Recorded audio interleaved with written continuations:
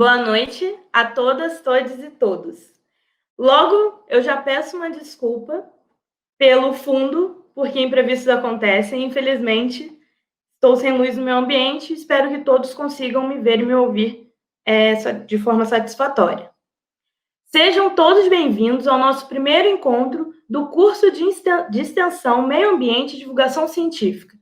O meu nome é Amanda e eu gostaria de agradecer a presença de todos que se inscreveram e estão representando diferentes instituições, professoras de rede pública e privada, estudantes de vários campos do IFRJ, líderes comunitários, biólogos, militares, pedagogos, agricultores, analistas e gestores ambientais, arquitetos, institutos federais do Paraná, Rio Grande do Norte, Rondônia, Instituto Federal Fluminense, da UFRJ, da Unirio e do Centro de Divulgação Científica e Cultural, CDCC da USP. Mais uma vez, agradecemos a todos que se inscreveram no nosso evento e que estão nos acompanhando aqui pelo YouTube. A adesão ao curso superou as nossas expectativas, e então vimos a necessidade da alteração da plataforma para a realização do evento. Nosso muito obrigado e sejam bem-vindos.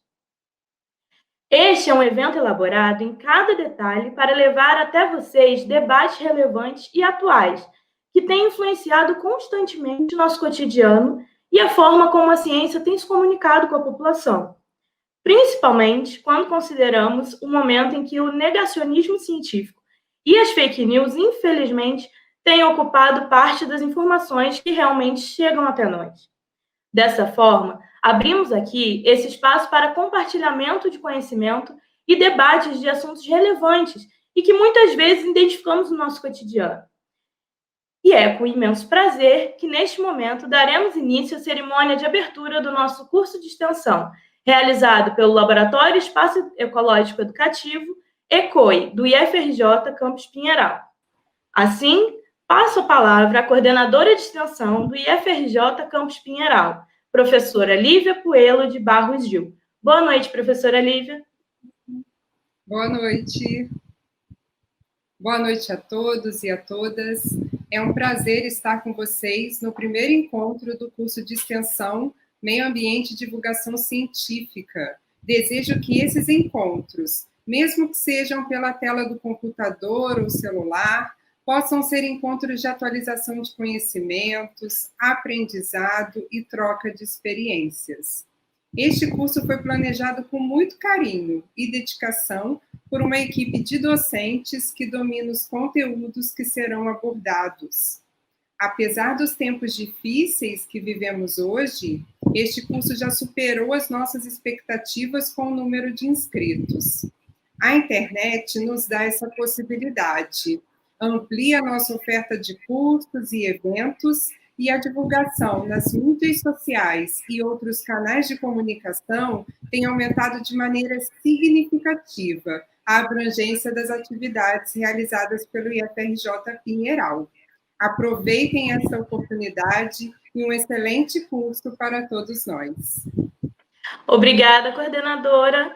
Agora, convidamos para a fala o diretor-geral do IFRJ Campus Pinheiral, professor Marcos Fábio Lima Miranda. Boa noite, professor Marcos. Boa noite a todos e todas. É uma grande alegria estar participando desse momento, do primeiro curso de extensão, nessa modalidade que o nosso campus está oferecendo. E aí, quando fiquei sabendo do número de inscritos, fiquei mais feliz ainda. E aí eu quero começar parabenizando toda a equipe de professores, alunos, alunas, que trabalharam fortemente para que esse evento acontecesse. Então, eu tenho plena convicção de que ao longo desses meses que vai durar esse curso, serão meses de muito aprendizado, de muita experiência, e desejo que no futuro, quando tudo isso passar, quando estivermos bem, que as pessoas que se inscreveram possam nos vir aqui, nos visitar e conhecer, então, o centro visitante, conhecer o espaço ecológico educativo, as trilhas, que nós preparamos com muito carinho e contamos com uma equipe altamente qualificada, e mais do que isso, apaixonada. Então, tanto os alunos que estão lá trabalhando, como os professores que estão nessa equipe, fazem isso com muito amor, com muito carinho, como a Lívia já disse, Então, assim, é uma grande alegria participar e ter a honra de compor essa equipe aqui no Campus Pinheiral. Então, desejo a todos um excelente evento. E não vou falar mais não, porque tem uma palestra excelente aqui, não quero mais tomar o tempo. Boa noite para todos e todas e tenham um excelente evento. Obrigada, professor Marcos, e obrigada, professora Lívia, mais uma vez, pela palavra de vocês. Agora, passo a palavra à gestora acadêmica do ECOI, a professora doutora Cristiana do Couto Miranda Lima. Boa noite, professora Cristiana. Boa noite a todos e todas. Espero que estejam bem. É com muita alegria que nós estamos aqui hoje, né? Quero iniciar a minha fala agradecendo a todos pela presença nesse espaço, por aceitarem, né, esse desafio conosco, porque não é fácil em meio a essa tela, né? A gente está tão acostumado com o contato presencial, receber os nossos visitantes, estar com eles presencialmente, mas dessa vez nós estamos um pouco diferente aqui. Nesse período de pandemia em que nós estamos vivendo, nós, o Laboratório Espaço Ecológico Educativo, estamos nos reinventando para ficar mais pertinho de todos vocês, dos nossos alunos e alunas aqui do Instituto Federal de Pinheiral, assim como de outros campos, e todos vocês que se inscreveram nesse curso, né, e estarão conosco até novembro, mesmo que de forma online. Essas são, nesse sentido, com muito carinho e esmero, nós preparamos, então, esse curso de extensão, Meio Ambiente e Divulgação Científica, que de forma que possa oportunizar, né, um espaço de compartilhamento de conhecimentos, de inclusão, respeito e conexão com a natureza, da qual todos nós fazemos parte.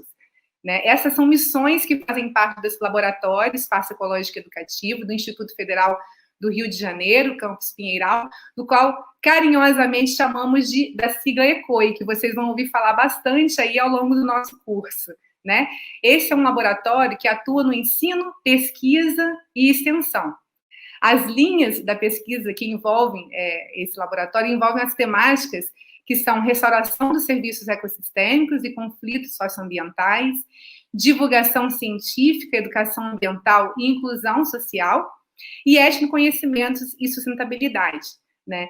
Com vista, como vocês viram lá no vídeo introdutório que passamos para todos vocês, a estrutura física do laboratório COI compreende um espaço ao ar livre, dentro do campus, né, do IFRJ, com área com cerca de 37 hectares, situada no bioma Mata Atlântica. No ECOI, existe um total de 5 trilhas interpretativas, né, como o Marcos falou no início, vocês são convidados, pós-pandemia, a fazer esse passeio conosco, onde existem placas explicativas com adaptações para público com deficiência visual e ou cadeirantes. Também temos um mapeamento para corrida de orientação, um jardim sensorial e uma área experimental sobre sistemas agroflorestais para recuperação de mata ciliar.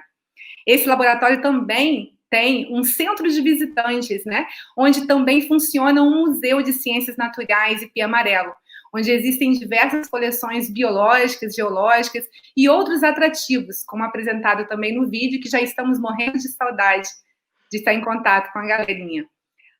A criação desse laboratório, iniciado em 2011, para conhecer um pouquinho mais, começou como um projeto e formalizado em 2014 como um laboratório, foi feita de forma coletiva, por muitas mãos, inspirado no contexto regional em que estamos situados e educacional. Nesse sentido, podemos ressaltar o cenário histórico de degradação socioambiental do Médio Paraíba, onde o campus Pinheiral está inserido, e a necessidade de reversão desse quadro, a partir de um esforço conjunto da sociedade, onde a ciência e educação ambiental inclusiva e crítica têm papéis muito especiais, de forma a contribuir na formação de cidadãos mais conscientes e proativos na sociedade. Ressaltamos ainda que esse laboratório está vinculado ao NEA, Núcleo de Estudo e Atuação em Agroecologia do Campus Pinheiral, e que nós possuímos várias parcerias com outras instituições e organizações, como a PAI, prefeituras, Articulação de Agroecologia do Médio Paraíba, Embrapa Agrobiologia e grupos de escoteiro. E a equipe desse laboratório, uma equipe muito animada e muito apaixonada, é interdisciplinar, composta por docentes de diferentes áreas, equipe técnica e discentes, envolvendo alunos desde o ensino médio integrado, graduação e pós-graduação. Nesse curso especial de extensão, a equipe de organização envolveu 4 docentes. Eu, a professora Cristiana, e mais 3 professoras e 2 discentes que vocês vão conhecer, né, daqui a pouquinho. E para que vocês possam conhecer essa equipe, antes de passar a palavra, eu quero desejar um excelente curso para todas e todos aqui. E passo a palavra para a professora Juliana.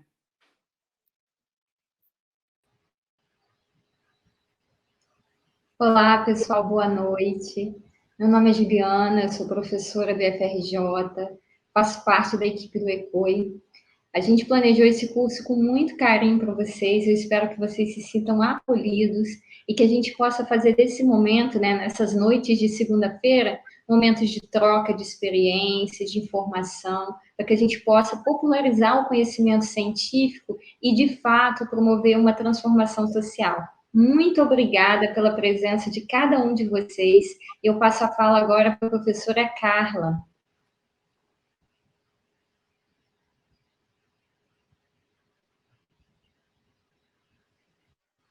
Oi, boa noite. Fico muito honrada e feliz de participar do crescimento do ECOI nesses 9 anos, desde o início com a Cristiana, em que a gente vem desenvolvendo esses projetos, e agradecer a presença de vocês. Tenho certeza que vocês vão tirar muito proveito de todas as palestras que vão acontecer até novembro e das próximas palestras e dos próximos cursos que nós vamos oferecer depois desse. Tenham uma boa noite e tenham uma boa palestra. Chamo agora a professora Vanessa. Boa noite a todas e todos. Espero que vocês tenham um ótimo curso.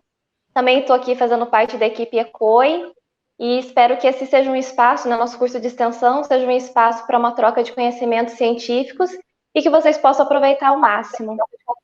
Vou chamar também agora o discente Giovanni para se apresentar. Olá a todos, muito boa noite. É um prazer estar aqui nessa oportunidade desse curso de extensão. É um prazer estar aqui representando a computação também. Eu sou discente da licenciatura em computação, mostrando que esse é um projeto, né, como um todo, interdisciplinar. Então, eu queria desejar a todos um bom curso, que seja excelente para que possamos trocar conhecimento. Obrigado. Volto a palavra com a Amanda. Eu, Amanda, agora falando como membro da organização do evento e aluna da pós-graduação em Desenvolvimento Regional e Sustentabilidade, gostaria de expressar o quão honrada eu estou em poder fazer parte dessa atividade tão engrandecedora e com uma equipe tão unida, capacitada e preocupada com o papel que preenche na sociedade. Mais uma vez, muito obrigada pela oportunidade de todos vocês e pela oportunidade de apresentar. Bom, neste momento, daremos início à palestra dessa noite. Antes, eu gostaria de reforçar alguns avisos. Que vocês preencham a lista de presença, pois ela será fundamental para a certificação. O link constará no chat após 1 hora corrida de palestra. Todas as perguntas podem ser realizadas pelo chat do YouTube e serão passadas para o palestrante ao final da apresentação. E a gente pede também que vocês escrevam a palavra pergunta mais o seu nome, antes de escrever o questionamento, para facilitar que as moderadoras consigam recuperar a pergunta do chat. A atividade de hoje será Quando o Verde Vira Cinzas, Queimadas, Impactos, Desafios e Perspectivas, com a doutora Juliana de Oliveira Tostes. A doutora Juliana possui licenciatura e bacharelado em Geografia pela Universidade Federal de Viçosa, especialização em Solos e Meio Ambiente pela Universidade Federal de Lavras, mestrado em Agronomia, com especialização em Ciência dos Solos, e doutorado em Ciências Ambientais e Florestais, área de Conservação da Natureza, pela Universidade Federal Rural do Rio de Janeiro. Atualmente é professora do Instituto Federal do Rio de Janeiro, onde atua com cursos de todos os níveis, desde o ensino médio técnico a pós-graduação em Desenvolvimento Regional e Sustentabilidade. Tem experiência nas seguintes áreas: Geografia e Meio Ambiente, educação ambiental e divulgação científica, pedologia e geotecnologias aplicadas a análises socioambientais. Boa noite, doutora Juliana Toches, e fique à vontade, a sala é sua. Muito obrigada, Amanda. Então, como a Amanda já me apresentou, né, eu sou a doutora Juliana Toches. Eu vou conversar com vocês um pouquinho hoje sobre o tema de queimadas. E eu vou falar desse tema devido à minha experiência, né, desde quando eu iniciei o doutorado, isso já faz 8 anos, que eu estudo essa temática, onde eu estudei os incêndios florestais que aconteciam no sudoeste da Amazônia, especificamente no estado do Acre. De lá para cá foi muito aprendizado, né? E até a gente entender, né, a importância desses fenômenos também aqui para a nossa região, tá bom? Eu vou compartilhar aqui a minha tela com vocês e eu espero, de fato, que a gente consiga fazer desse momento de agora que a gente consiga, de alguma forma, popularizar, né, os dados científicos sobre queimadas e incêndios florestais, que muitas vezes, né, no atual momento que a gente vive, eles são negados, inclusive por autoridades, como se eles não tivessem importância, como se eles não existissem, né? Então, eu espero, de fato, que a gente consiga promover uma troca de conhecimentos, de forma a que vocês se empoderem, né, sobre esse tema, né, tenham mais informações sobre ele, de forma a ajudar, né, nessa prevenção dos incêndios florestais e queimadas no município onde você vive, tá bom? Então, vou compartilhar aqui a tela com vocês.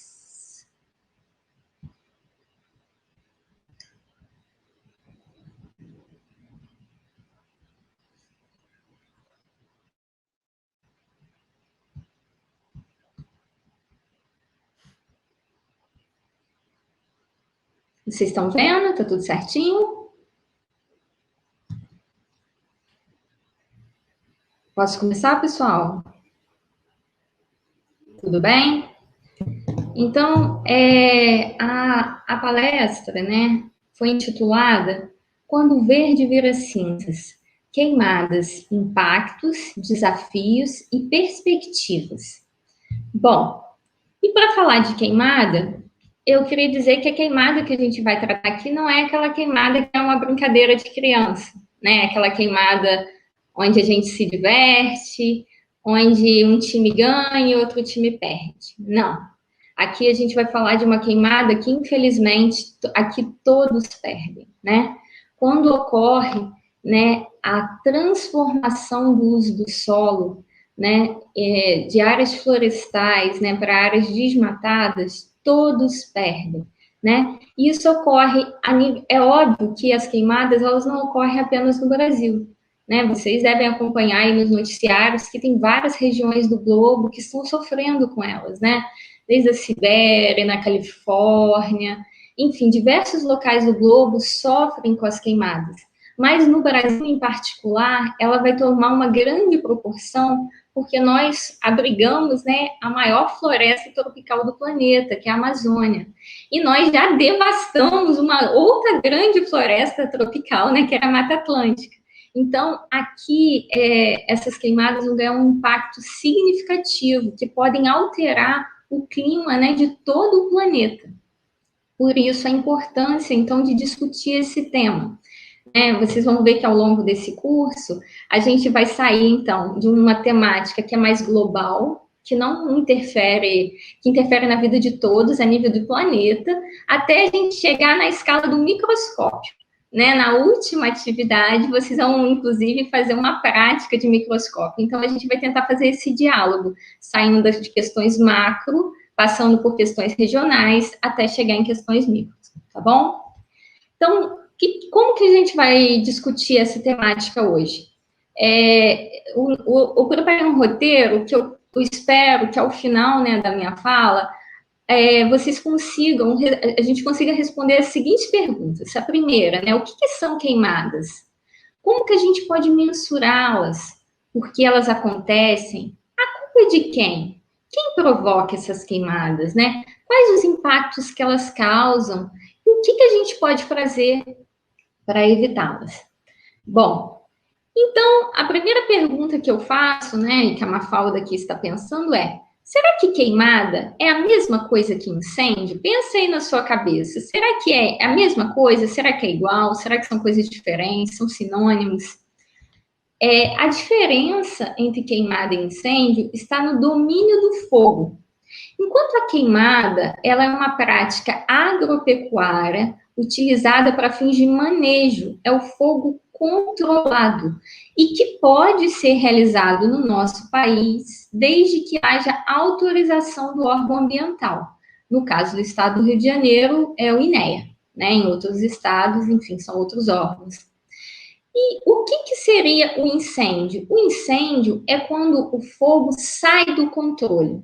Pode ser uma mesma queimada que saiu do controle, né, e atingiu uma área, seja o pasto do vizinho, ou seja uma área de floresta, ou é considerado também incêndio quando alguém coloca fogo de forma intencional na vegetação, ou então de forma negligente, como, por exemplo, quando uma pessoa atira uma bituca de cigarro, por exemplo, né, na beira de uma rodovia, e que já está cheia de capim, né, nas beiradas, e aí, consequentemente, por uma negligência, esse fogo pode se espalhar e isso provoca, então, um incêndio.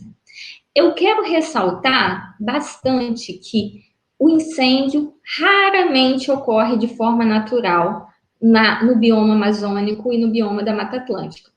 Ele acontece de forma natural no Brasil, principalmente no Cerrado. Mas mesmo no Cerrado, ele não é tão comum acontecer de forma natural como as pessoas imaginam, tá? Mesmo no Cerrado, esse incêndio, para acontecer de forma natural, ele acontece 2, 3 vezes a cada década, né? Não é uma coisa anual. E agora, na Amazônia e na Mata Atlântica, esse incêndio natural, provocado, por exemplo, por uma queda de um raio, ele é extremamente raro. Então, aqui, por exemplo, eu tenho um exemplo, então, de uma área de queimada, né, que, então, um agricultor controlou, né, esse fogo, ele tem uma área que ele quer que queime. Isso é uma queimada com autorização do órgão ambiental. E aqui já seria um incêndio, onde esse fogo, então, saiu do controle e atingiu uma área de floresta. Tudo bem? E aí a gente pergunta, bom, mas como que eu vou mensurar a quantidade de queimadas e de incêndios florestais que acontecem no Brasil e no mundo? E como que é feito? Será que a gente precisa percorrer o Brasil inteiro a pé e ficar procurando onde que está pegando fogo? Tenho certeza que, infelizmente, na época que a gente está vivendo, qualquer um aqui olhando pela janela de casa, próximo às nossas casas, todo mundo aqui, eu tenho certeza que em algum momento da sua vida já passou por isso, de observar uma área pegando fogo, infelizmente, né? Só que em nível de Brasil, né? Como que a gente mensura os diversos locais que estão pegando fogo? Não só no Brasil, no mundo. Para fazer isso, a gente não precisa percorrer o país todo a pé, a gente também não precisa comprar um satélite para a gente fazer isso, não, tá? O INPE, Instituto Nacional de Pesquisas Espaciais, ele tem uma parceria com a NASA, né, que é a agência americana, onde o satélite Aqua, ele percorre, né, todo o planeta, inclusive a área do território brasileiro, margeando, conseguindo, então, identificar locais da superfície que tem uma temperatura alta, uma temperatura acima de 47 graus Celsius. Obviamente que são feitos aí muitos processos matemáticos, muitos cálculos até eles chegarem a esse número.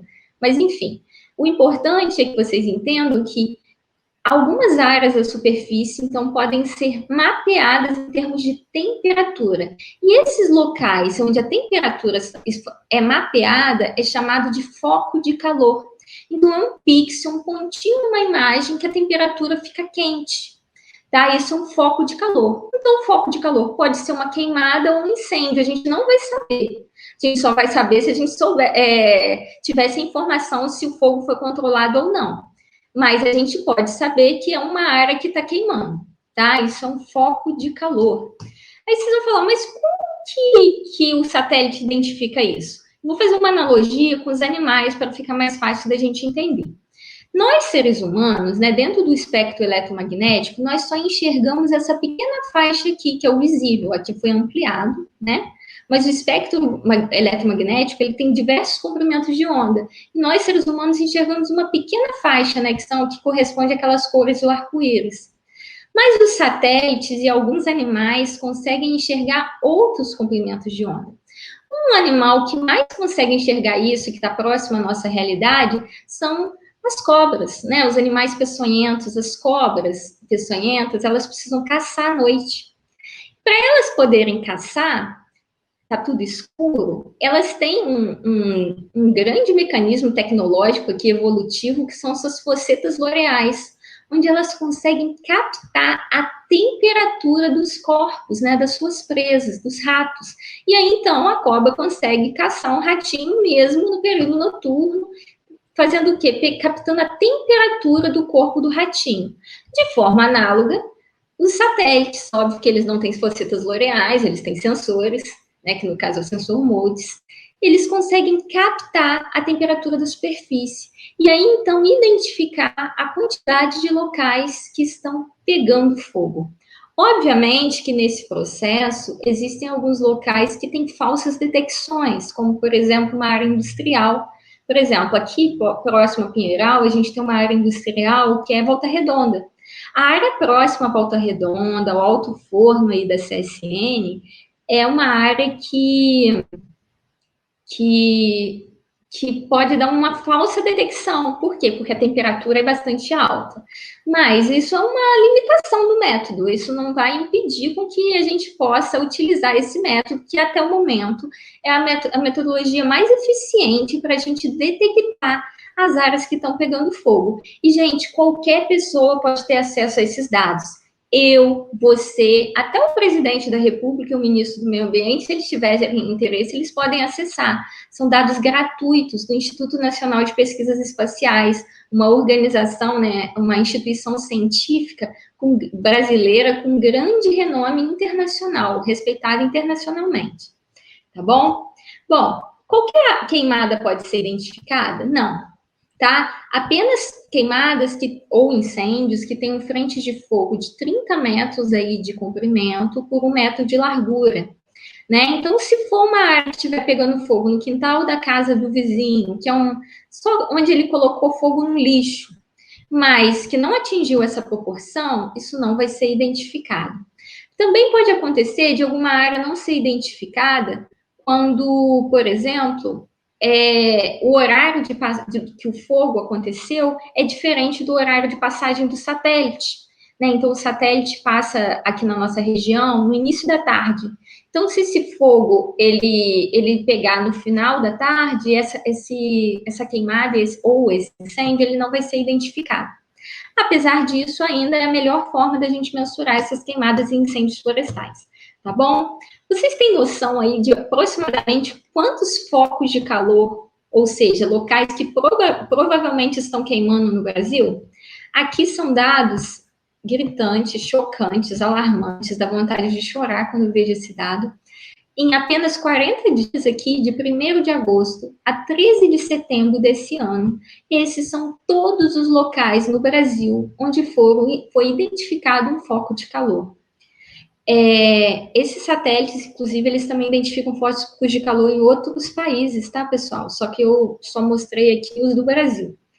Tem locais aqui que estão completamente cobertos, né? Porque está cheio de foco, um sobreposto ao outro, tá? Então, a gente teve, em pouco mais de um mês, aproximadamente, 89 mil locais no Brasil pegando fogo, né? E qual o impacto disso para a nossa população, para os nossos ecossistemas, para a nossa biodiversidade e para o planeta, né? Qual o impacto disso, principalmente considerando o momento extremamente crítico que a gente está vivendo, que é o momento de pandemia, né?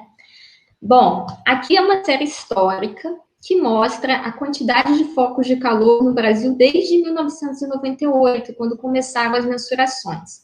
2020, a gente ainda não atingiu o patamar de 2019, porque a gente ainda não terminou a estação do fogo.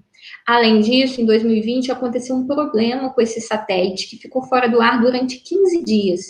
Então, o Instituto Nacional de Pesquisas Espaciais estima que 2020, na verdade, já possa ter superado muito os focos de 2019.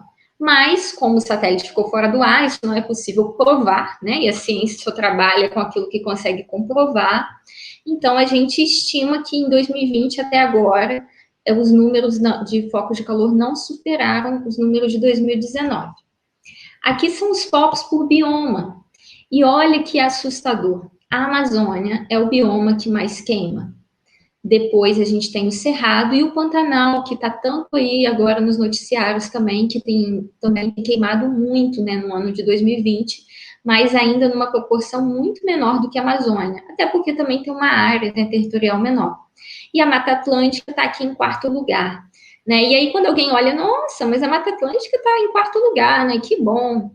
Que bom. Mas a Mata Atlântica só não ocupa esse ranking, talvez, entre os primeiros locais, porque a Mata Atlântica já foi completamente devastada, né? As áreas de floresta, que infelizmente foram devastadas, e por isso, então, hoje ela está ocupando uma área menor. E aí, olha que interessante, aqui eu trouxe os focos de calor do município de Pinheiral, que é onde o campus IFRJ está situado, onde a gente observa ó, que de 2018, 2019, 2020, a gente está tendo um crescimento desses focos de calor, que possivelmente representam aí queimadas e incêndios, o que mostra, então, a importância, né, da gente dialogar com a sociedade a respeito, então, dessa temática. E aí eu pergunto para vocês, como que essas queimadas e esses incêndios acontecem, né? Como que pega fogo? O fogo é espontâneo, né? O que precisa para ter uma reação que provoque fogo? Para que aconteça o fogo, a gente precisa entender, né? A receita para pegar fogo é o chamado triângulo do fogo. O que seria isso? A gente precisa de um comburente, que é o quê? Um gás que vai dar energia a essa combustão. 99% das vezes esse gás é oxigênio. A gente precisa de um combustível que é aquilo que vai pegar fogo, que pode ser sólido, líquido ou gasoso, né? Líquido, álcool, gasoso, gás de cozinha, né? Que pega fogo, gás natural. Mas aqui, né, no caso das queimadas e incêndios, a gente está falando principalmente de madeira, de árvores, de capim e de lixo, que vai pegar fogo.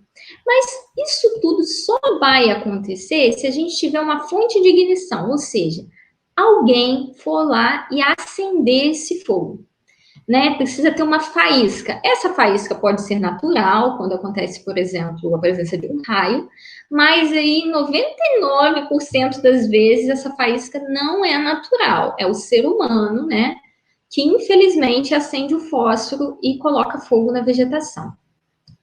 E aí, o que é importante a gente entender, né, esse triângulo do fogo?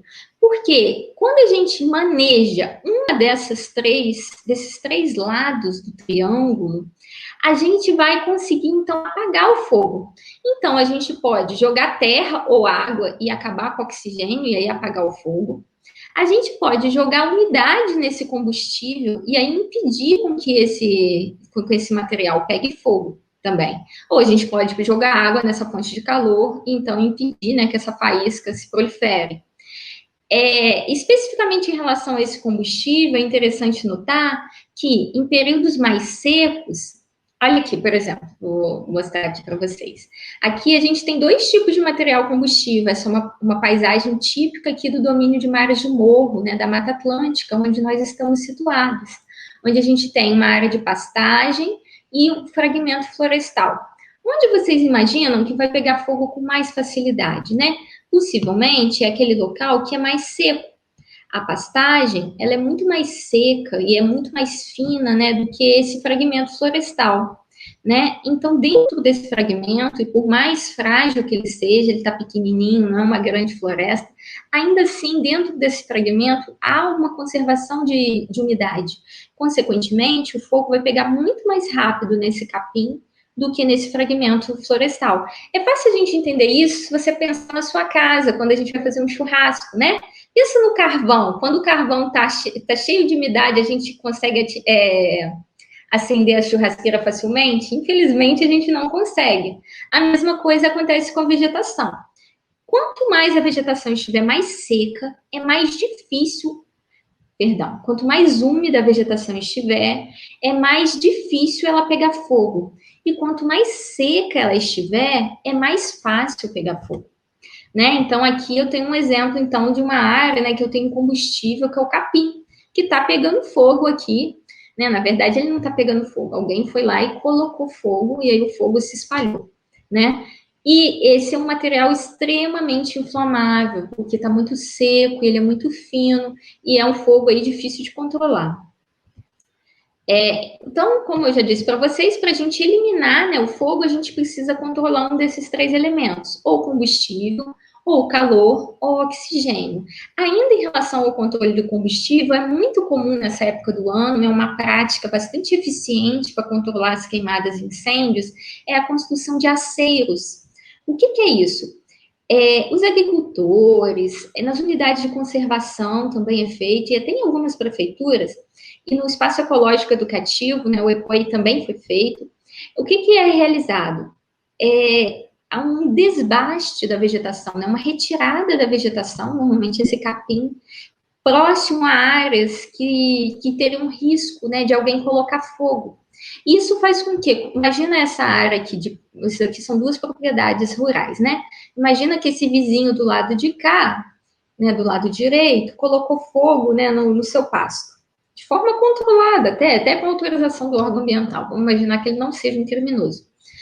Esse fogo, por vento, calor, esse fogo pode sair do controle e atingir ao outro lado do outro vizinho.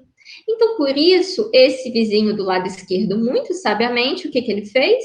Ele retirou esse capim, esse material combustível, porque quando o fogo chegar aqui, não vai ter esse combustível, ou seja, um dos lados do triângulo não vai existir, e sem um dos lados, então, o fogo não permanece, tá? Então, essa é a prática de aceros, muito comum no meio rural, em unidades de conservação, e muito útil para evitar a propagação do fogo, tá bom? Uma outra questão em relação a isso é a gente entender qual é a época do ano que mais pega fogo. Aqui eu tenho um climograma que mostra a climatologia, né, a quantidade de chuva e de temperatura no município de Pinheiral, que é onde o campus, o IFRJ está situado. Essa climatologia ao longo de 30 anos. Aqui na parte, essas barras representam a quantidade de chuva ao longo dos meses. E essas linhas representam a quantidade de temperatura. O que a gente observa, então? Que a gente tem um período do ano que chove bastante e a temperatura está alta. E a gente tem alguns meses do ano que chove bem pouquinho. A temperatura cai, né, durante a noite e as primeiras horas da manhã, mas durante o dia ainda faz bastante calor. Então, essa é a situação ideal para a propagação do fogo.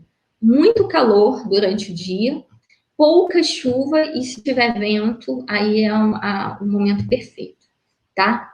Então, é por esse motivo que a gente está nessa época do ano, então, que a gente fala que é a época das queimadas e dos incêndios florestais, tá bom? Porque é a época de seca, que tem menos chuva. E aí eu pergunto para vocês, quais são as causas das queimadas, né? O que provoca as queimadas? Será que elas são espontâneas? Será que elas são naturais? Eu queria começar a falar disso com vocês, mostrando um dado histórico.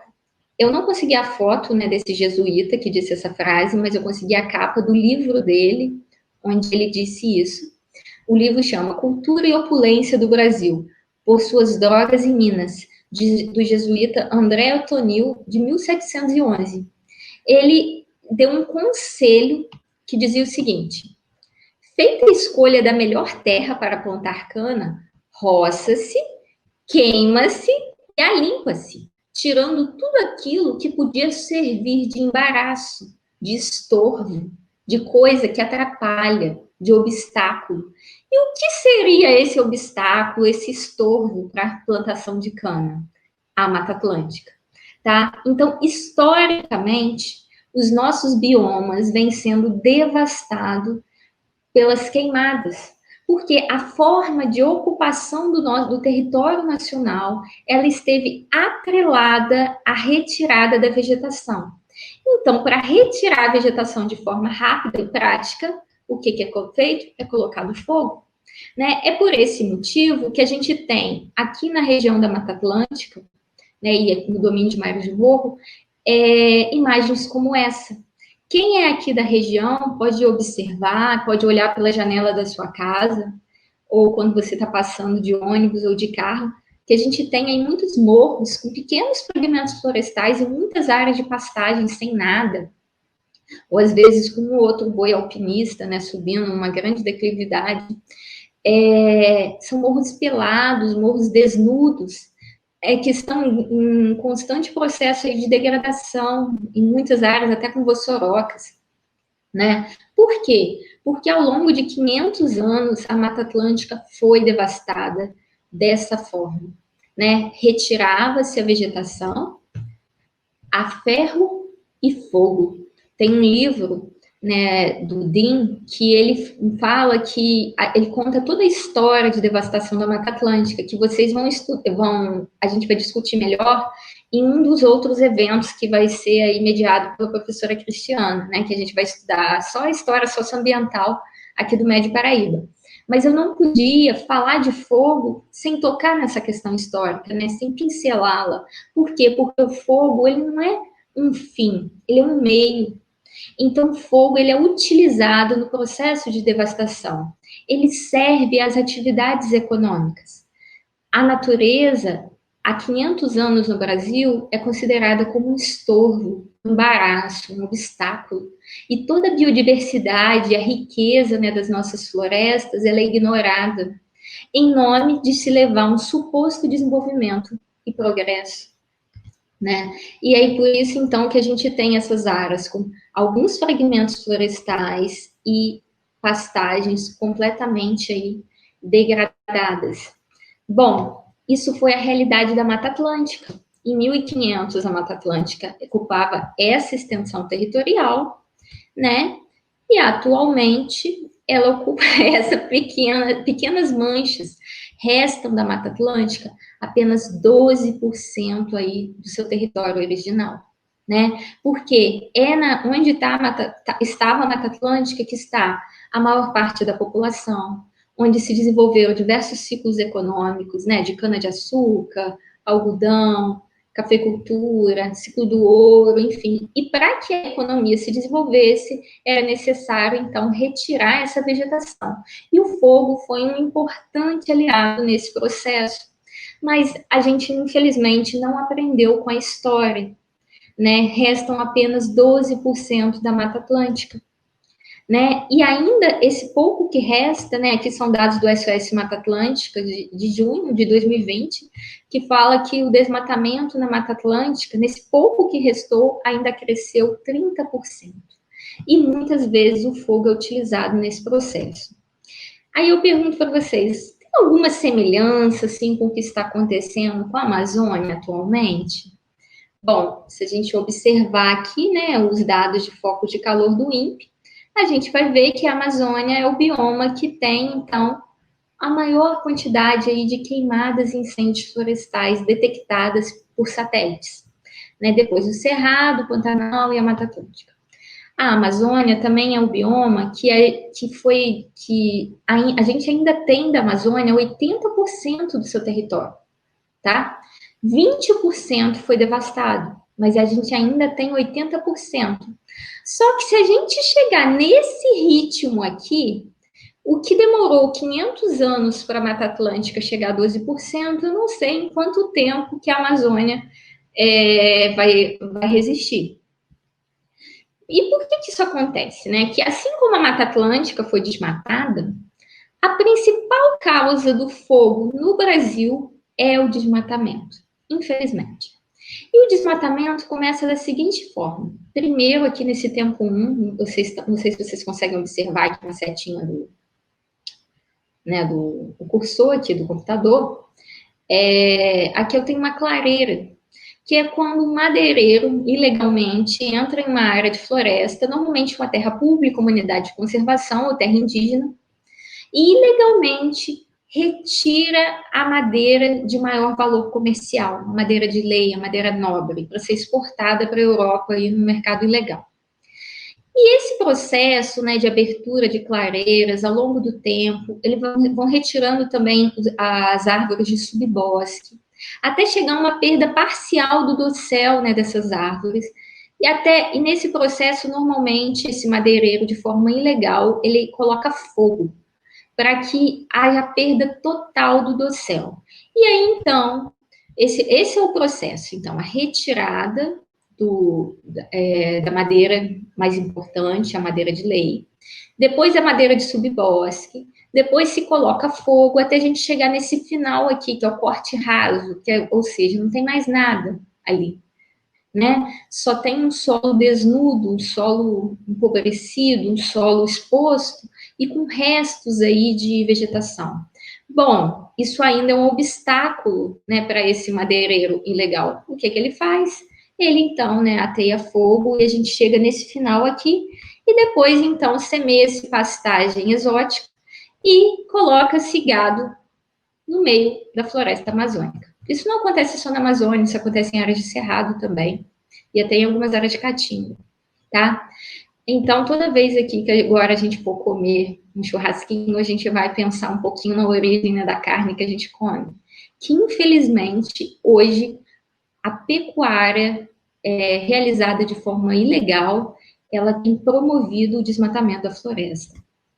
Né? Então, começa dessa forma, a retirada da madeira, a degradação florestal, até a gente chegar ao corte raso. Aí vocês vão perguntar, nossa, Juliana, mas como que a gente sabe disso tudo? Da mesma forma, você não precisa comprar um satélite e nem percorrer cada centímetro da Amazônia. Isso tudo é detectado pelo INPE, o Instituto Nacional de Pesquisas Espaciais, através de 2 sistemas de detecção por satélite. O PRODES, que é o chamado Programa de Detecção do Desmatamento, ele detecta só quando chega no final do desmatamento, é o corte raso, quando não tem mais quase nada, já vai chegar o momento de implantar pastagem. E a gente tem um outro sistema que é fantástico e que foi uma iniciativa dos pesquisadores brasileiros, não havia iniciativa dessa no mundo, que é o chamado DETER, que é a detecção do desmatamento em tempo real. O que é isso? Ele promove alertas de desmatamento, onde, antes de chegar ao corte raso, o IBAMA pode ser notificado, opa, começar a retirar a madeira aqui, vai lá, fiscaliza, multa o madeireiro legal, prende, de forma a não chegar no corte raso, ou seja, para impedir esse processo, então, de devastação, né? Então, olha só, para vocês terem ideia, entre 2004 e 2012, o Brasil reduziu a taxa de desmatamento na Amazônia, pessoal, em 83%, por causa do DETER, o Programa de Detecção do Desmatamento em Tempo Real. Isso significou também uma redução dos incêndios florestais e das queimadas, porque a queimada na Amazônia, e no Brasil e no mundo, ela não acontece por si só, ela acontece com uma finalidade. Nesse caso, né, no caso do Brasil, a finalidade é o desmatamento. Então, se você reduzir o desmatamento, você também reduz a incidência de queimada. E como que o Brasil conseguiu fazer isso, né? Através da fiscalização e uso de imagens de satélites do DETER, né? O governo brasileiro, naquele período, entre 2004 e 2012, ele ouviu os cientistas, ouviu essas informações e criou políticas públicas de criação de unidades de conservação de terras indígenas. Fez com que as indústrias, né, as cadeias produtivas de produção de soja e de carne de boi assumissem compromissos em não promover maior desmatamento, ou seja, produzir carne de boi e soja apenas em locais que já estão desmatados, não é necessário desmatar mais áreas. Não concedia crédito para quem não tinha titularidade legal da terra, porque isso também é uma coisa muito comum na Amazônia. O desmatamento ilegal, às vezes, ele acontece em área indígena, né? Então, vou voltar aqui só para vocês entenderem aqui. Imagina que isso aqui era uma área indígena, um madeireiro ilegal foi lá, retirou a madeira, colocou fogo, chegou no corte raso. Quando chega aqui no corte raso e depois ele coloca gado, ele falsifica a escritura da terra, isso é chamado de grilagem, e e busca na justiça o direito sobre aquela terra que não era dele, que é normalmente uma terra indígena, uma unidade de conservação, uma terra pública, uma terra devoluta, tá? E esse processo também acontece na Amazônia, infelizmente. Bom, e aí o que aconteceu? Nos últimos anos, infelizmente, a gente está tendo um negacionismo, né, da ciência. Entre 2017, 2018 e 2019, o DETER, que é esse programa de sucesso promovido pelo INPE, ele identificou que estava havendo um grande crescimento do desmatamento, né? Em abril, maio e junho, principalmente aqui do ano passado, de 2019. E aí o governo brasileiro tinha duas alternativas: acreditar nos cientistas e, então, promover a fiscalização, ou então demitir o diretor do Instituto Nacional de Pesquisas Espaciais. Infelizmente, o que aconteceu foi a segunda opção, né? Então, houve um negacionismo de dados científicos, né?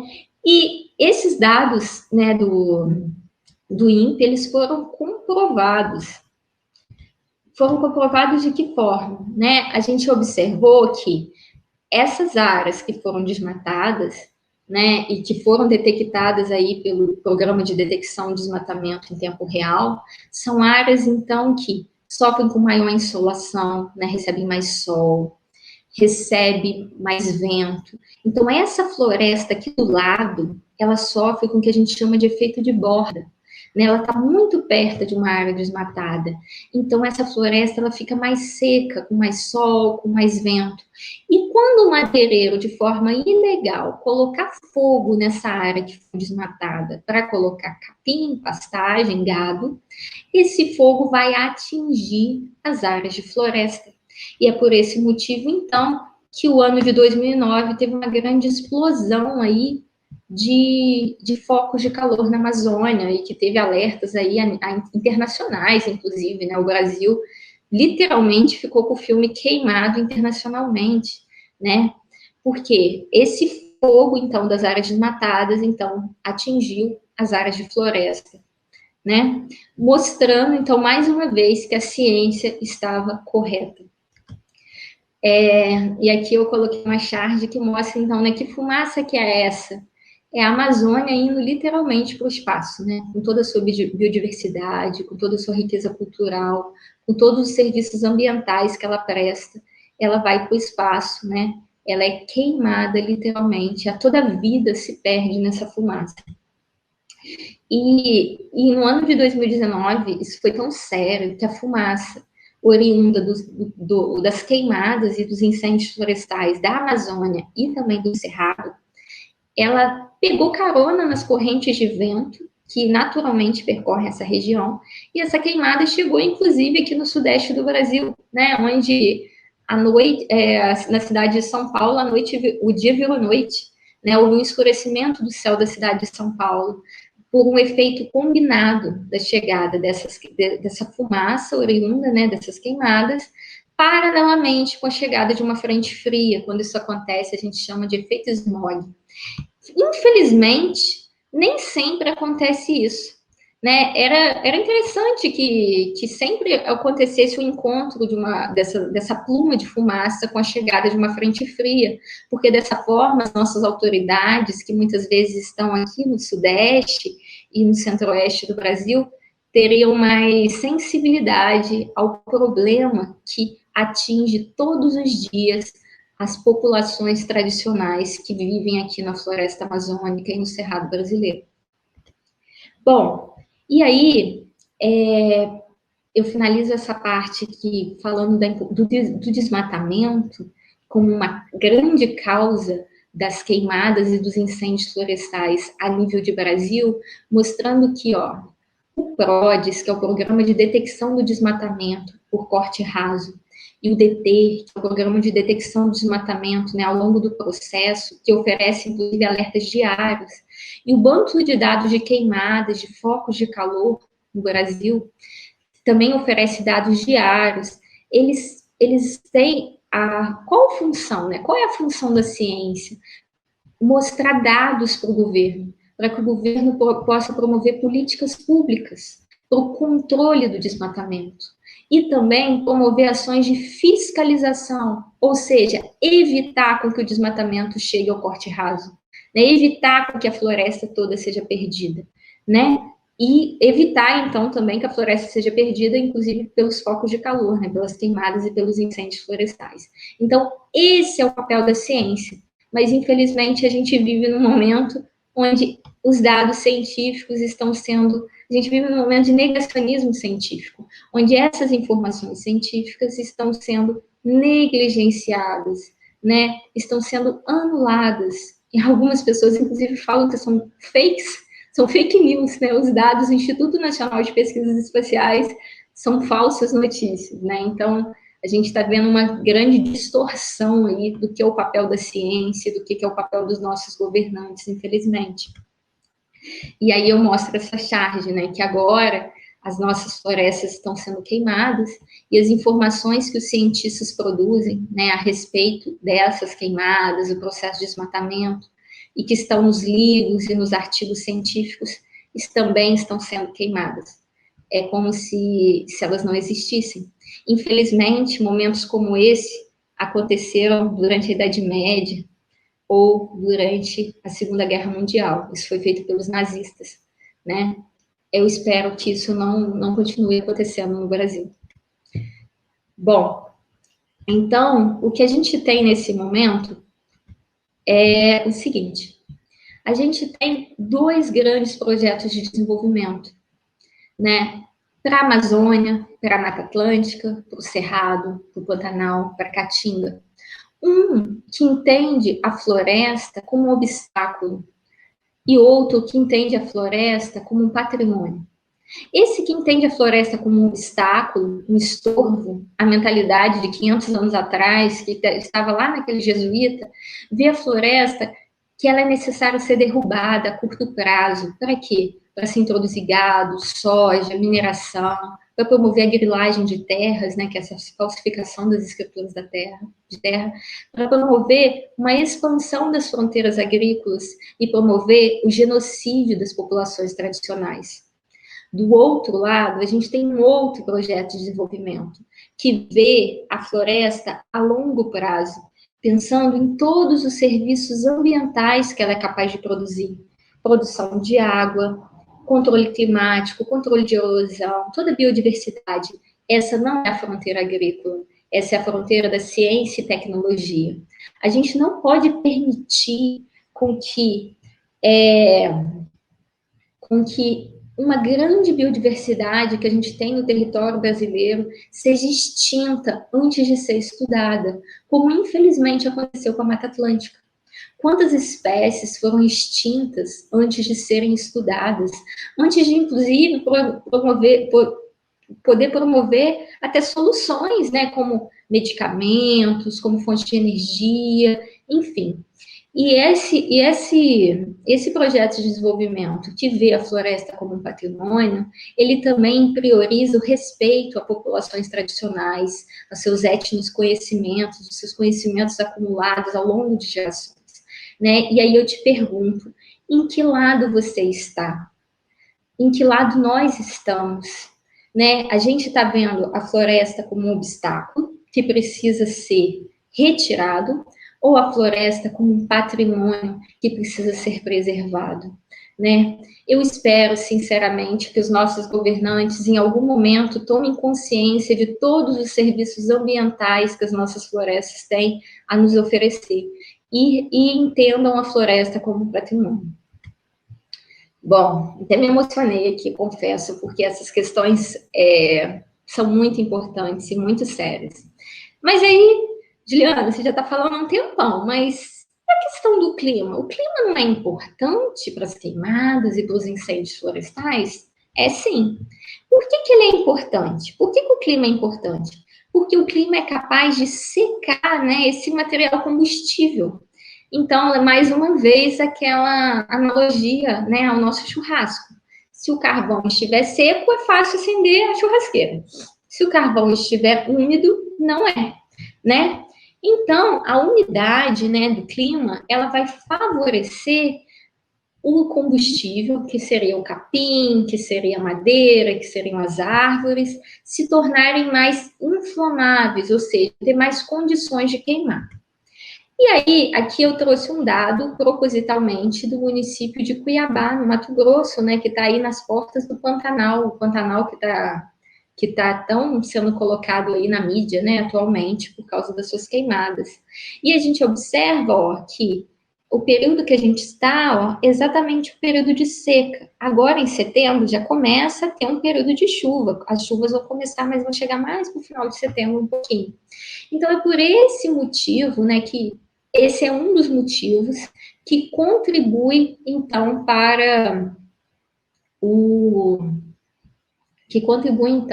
o aumento da incidência de incêndios florestais e queimadas nessa região. E no Brasil inteiro é assim.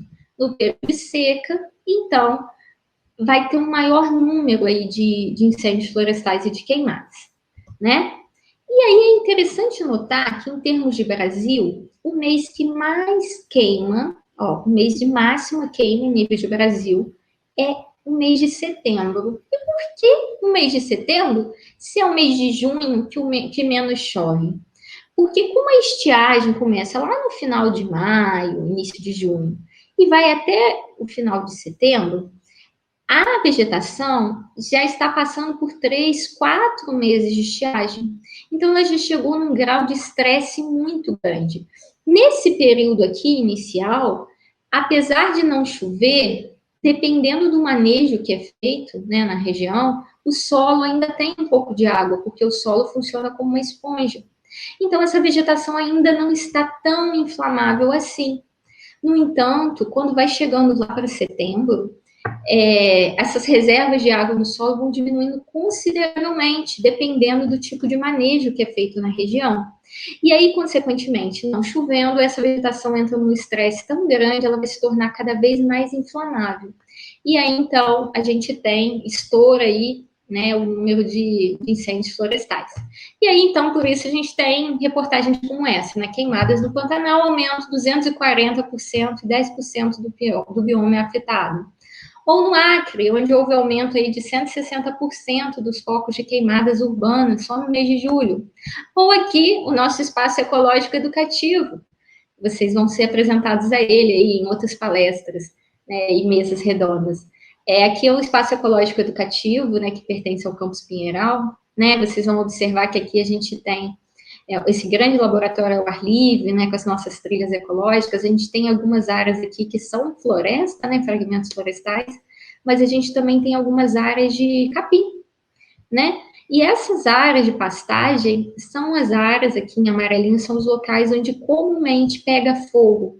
Por quê? Aquilo que eu disse para vocês, esse material, ele é muito mais inflamável do que a mata. Né? Então, consequentemente, ele vai pegar fogo mais facilmente. Embora, no período de estiagem muito grande, essa mata também vai ficar seca, e esse fogo pode atingir, então, também essa mata, tá bom? E aí, nessa época do ano, é comum a gente ver imagens como essa, né? Fagulhas, fuligem, um ar extremamente tóxico, né? Que nós, brasileiros, respiramos nessa época do ano. E aí, para exemplificar o papel do clima nesse processo, eu vou trazer para vocês alguns dados, rapidamente, do que eu estudei na minha tese de doutorado. Na minha tese de doutorado, eu vi a relação, né, entre as secas extremas, né, e o aumento de incêndios florestais no sudoeste da Amazônia, aqui no estado do Acre, em particular. E o que a gente viu? Olha que dados interessantes. Esses mapas aqui representam o estado do Acre. E quanto mais azulzinho, significa que a chuva está dentro da normalidade. E quanto mais vermelhinho, significa que é um período de seca intenso. E essa cor aqui, que é uma cor da pele, assim, um begezinho, significa dizer que está normal, assim, não está nem muito úmido e nem muito seco. E eu medi isso através do índice de precipitação padronizada, chamado SPI, ao longo de 40 anos. E relacionei isso com os dados de focos de calor, né, de queimadas e incêndios. E olha que interessante. Vocês vão ver que, ó, no ano de 2004, foi um ano em que a chuva estava dentro da normalidade. Mas mesmo assim, a gente tem bastante queimada, né, bastante foco de calor, incêndio, aqui principalmente nessa parte mais ao leste do Acre. No ano de 2005 foi um ano excepcionalmente muito seco. Foi muito seco, foi um ano de aumento da temperatura do Atlântico, muito seco. Mas as queimadas aumentaram em quantidade, mas elas ainda permanecem em maior concentração no leste do estado. Nos outros anos, vou pular aqui, mas olha que interessante. 2007 foi um ano que a maior parte da seca estava no meio do território do estado do Acre, mas mesmo assim a maior parte dos focos continuam aqui na parte leste. Até a gente chegar no ano de 2010, que a seca vai se expandindo, vai para todo o território mais uma vez, e o número de incêndios aumenta consideravelmente. Mas olha só, mais uma vez, 2008, a maior parte dos focos de calor continuam em áreas onde a chuva está dentro da normalidade. E aí você me pergunta, mas como isso é possível? Então o clima não interfere? É claro que o clima interfere. O clima torna a vegetação mais favorável à queima, a pegar fogo. Mas tem alguém que é mais importante nesse processo, que é o quê? Quem coloca fogo. E aqui eu tenho um outro dado que mostra os locais com maior probabilidade de pegar fogo no estado do Acre. Quanto mais vermelho, maior a probabilidade de pegar fogo. Eu desenvolvi um modelo estatístico, enfim, considerando diversas variáveis, mas não vou entrar nesse mérito. Mas olha que interessante. Aqui são os limites, olha, em pretinho, de unidade de conservação, de uso sustentável e de proteção integral. Então, a gente observa que onde tem unidade de conservação, embora tenha fogo, o número é muito menor do que as áreas que já estão desmatadas. Da mesma forma, acontece com as terras indígenas. Olha que interessante. Quase todo o território das terras indígenas são locais onde a probabilidade de pegar fogo é de menos de 10%, né? O que demonstra o grande papel das populações tradicionais, das comunidades indígenas, em evitar com que o fogo aconteça dentro da mata. E por quê? Porque essas populações utilizam as florestas como seus meios de sobrevivência. Então, por exemplo, aqui eu tenho uma terra indígena, vizinha uma área desmatada. Eu não sei se vocês conseguem ver pelo tamanho da tela, mas se o fogo dessa área desmatada ele chega nessa terra indígena, rapidamente esse indígena vai tentar, de alguma forma, tentar apagar o fogo, denunciar o IBAMA, enfim, para que esse fogo não se espalhe. Diferente das áreas já desmatadas, onde o objetivo do madeireiro legal, do pecuarista, é exatamente que o fogo pegue na mata, para ele ter cada vez mais área para expandir sua produção, né? Então, eu queria que a gente conversasse uma coisa. A gente não pode falar que pegou fogo. A gente tem que falar que alguém colocou fogo. Porque o ser humano é fundamental nesse processo, naquele triângulo do fogo. Porque ainda que hajam condições favoráveis à propagação do fogo, né, esteja um clima muito seco, é o ser humano que coloca fogo.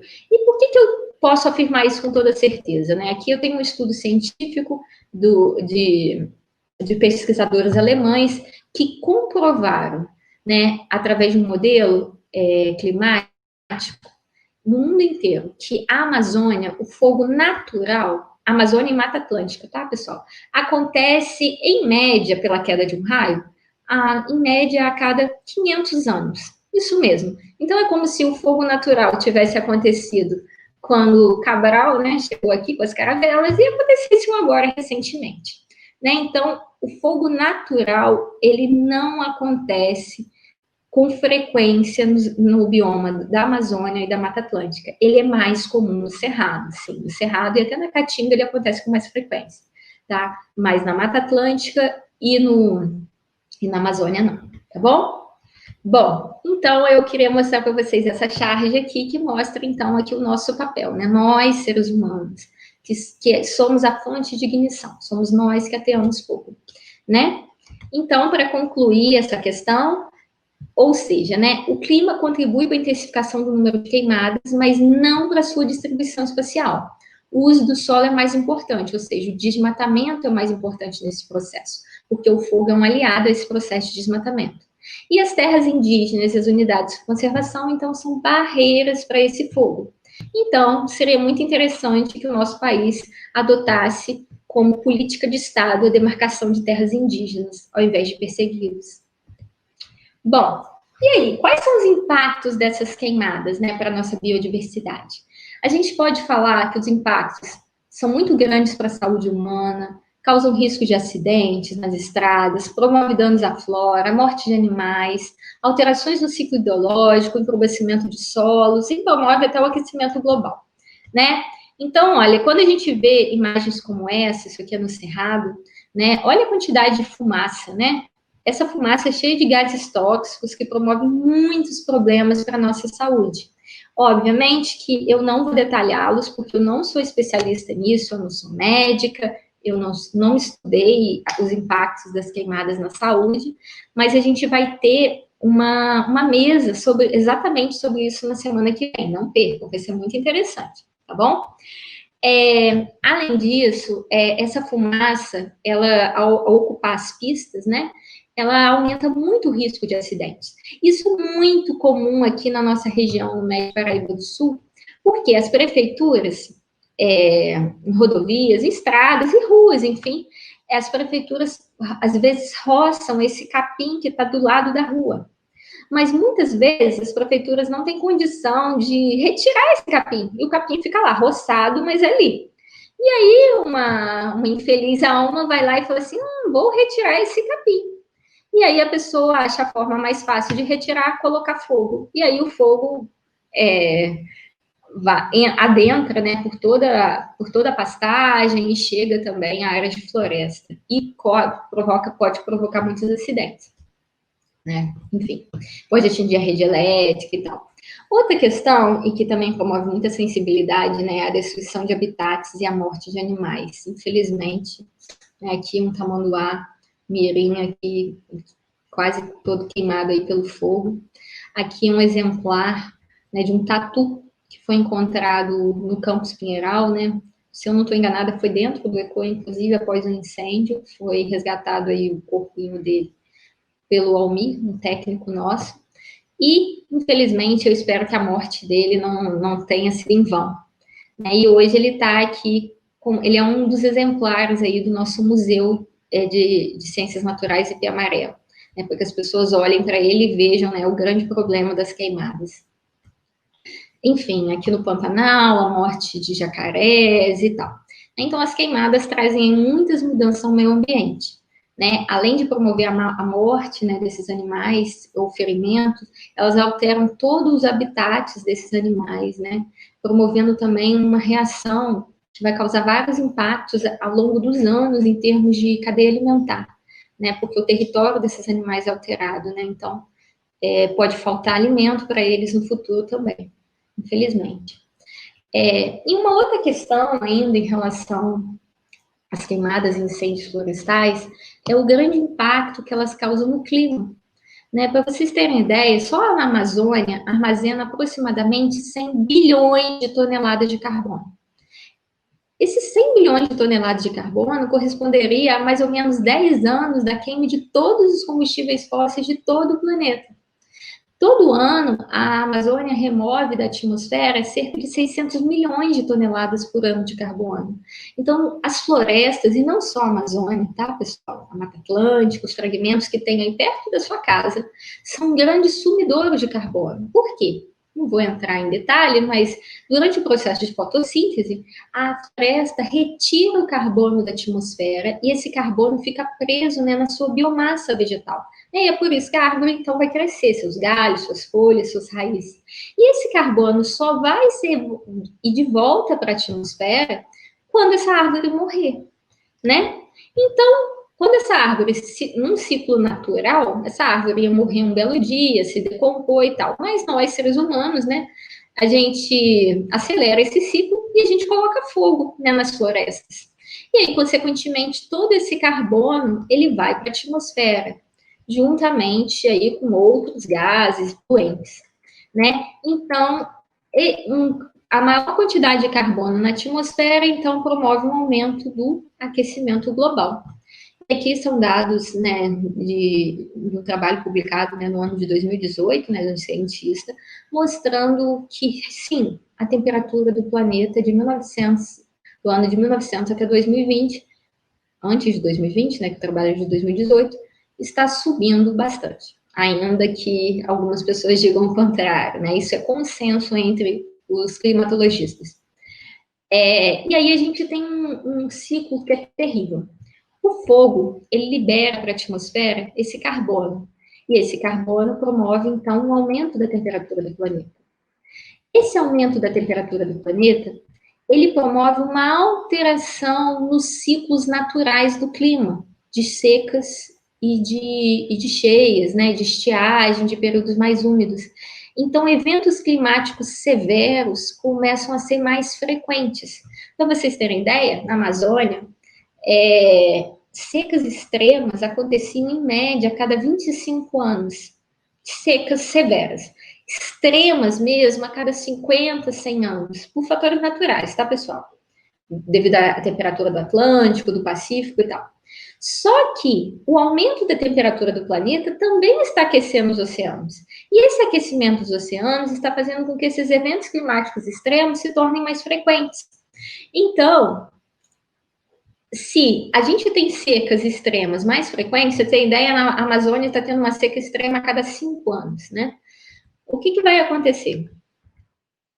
A floresta vai ficar cada vez mais inflamável e cada vez mais suscetível ao fogo, num ciclo sem fim, né?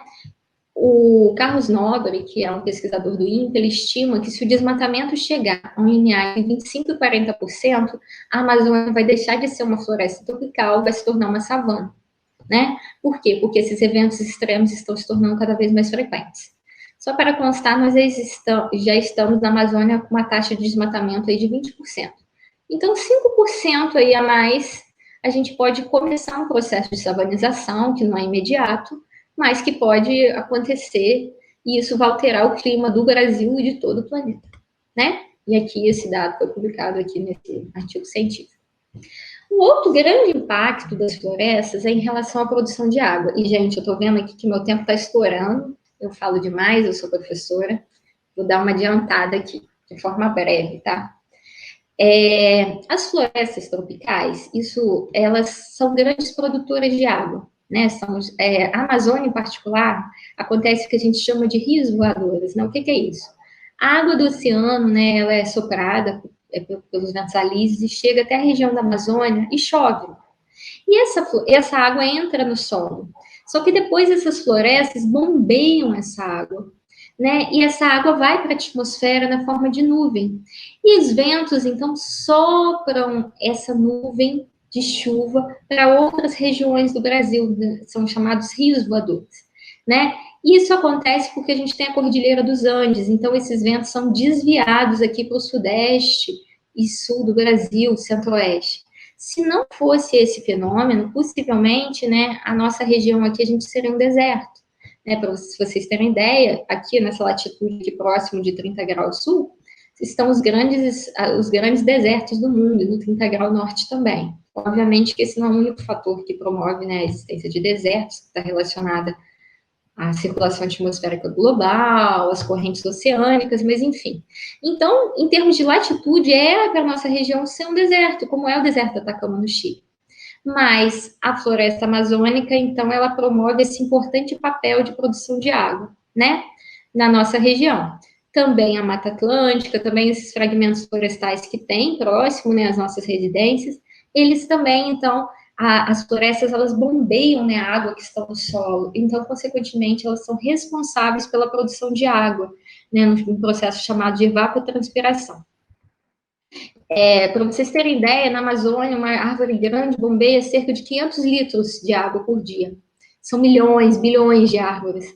Os rios voadores, então, essa água das florestas, ela promove, então, envia na atmosfera cerca de 20 bilhões de toneladas de água por um dia. O rio Amazonas, gente, o rio, joga no oceano 17 bilhões de toneladas de água no oceano. Então, a quantidade de água da floresta que ela coloca em um dia na atmosfera é maior do que o rio Amazonas coloca no oceano, tá? Bom, e aí aqui olha uma frase sábia, né, do Davi, que ele é um xamã Yanomami. Ele diz assim: será que o homem branco não sabe que se acabar a floresta, acaba a chuva? E sem a chuva não tem o que comer nem o que beber? Né? Olha que sábio. Os indígenas sabem disso há muito tempo. Tanto é que eles estão ocupando, né, o Brasil, diversos povos indígenas ocupam o Brasil desde 12 mil anos atrás. E a floresta permaneceu com pouca devastação ao longo desse tempo. Mas depois, né, que os colonizadores chegaram aqui, em 500 anos a gente começou essa grande devastação, infelizmente. Então, a grande conclusão, né, que os cientistas têm é que sem floresta a gente não tem água. Aquilo que os indígenas já sabiam, mas que nós cientistas verificamos através de muitos estudos e pesquisas. Então, eu acho que a floresta e a água podiam fazer até uma live aí no Instagram, né, juntas, né, porque elas são totalmente unidas, né, elas têm tudo a ver. Floresta e água, aí, então, se complementam. Sem floresta não tem água e vice-versa. Bom, e quem perde com isso tudo, né? Com essa devastação das nossas florestas pelo desmatamento e com as queimadas, que é um processo desse desmatamento. A economia, a agricultura, a indústria, porque todo mundo precisa de água, abastecimento urbano, a geração de energia, porque o Brasil tem a principal fonte de energia no Brasil é hidrelétrica, precisa de água, né, dos nossos rios, o turismo, né, e toda a biodiversidade. Além disso, há o empobrecimento dos nossos solos, né?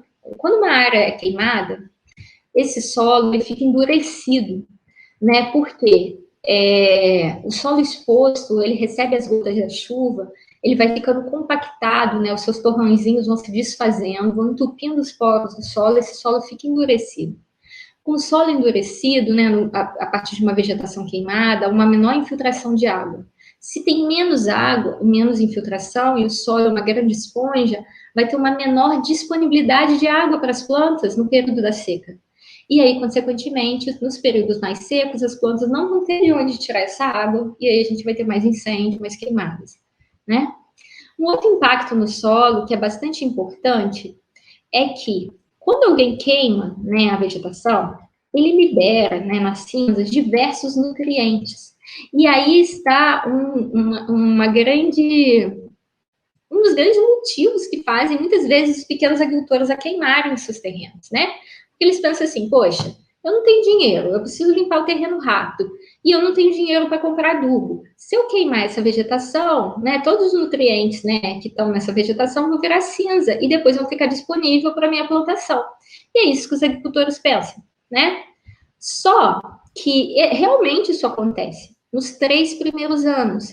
Só que depois, com a incidência de chuvas, esses nutrientes vão sendo levados, vão sendo carreados.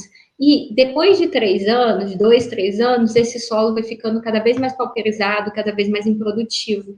Esse é um dos fatores, inclusive, que promoveu a grande devastação da Mata Atlântica, né? Onde, por exemplo, com a cafeicultura eram devastadas grandes áreas eram queimadas, e depois, quando esses solos eram pauperizados, estavam extremamente pobres, inférteis, eram abandonadas essas áreas e procuradas novas áreas. Então, o fogo, né, ajudava em todo esse processo. Então, né, as queimadas não deixam o solo mais fértil a longo prazo. A curto prazo, sim, mas a longo prazo, não. Tá? Então, se a gente pensa no manejo ecológico de longo prazo, né, aquilo que eu falei para vocês, a gente pensa em algo a curto prazo, né, a floresta como um obstáculo, ou a gente pensa essa floresta como um patrimônio, né? Então, se a gente pensa a floresta, né, os nossos ecossistemas como patrimônio, a gente não deve promover queimadas para fertilizar o solo. Então, por isso, pessoal, vocês já estão desesperados, não aguentam mais me falar, né?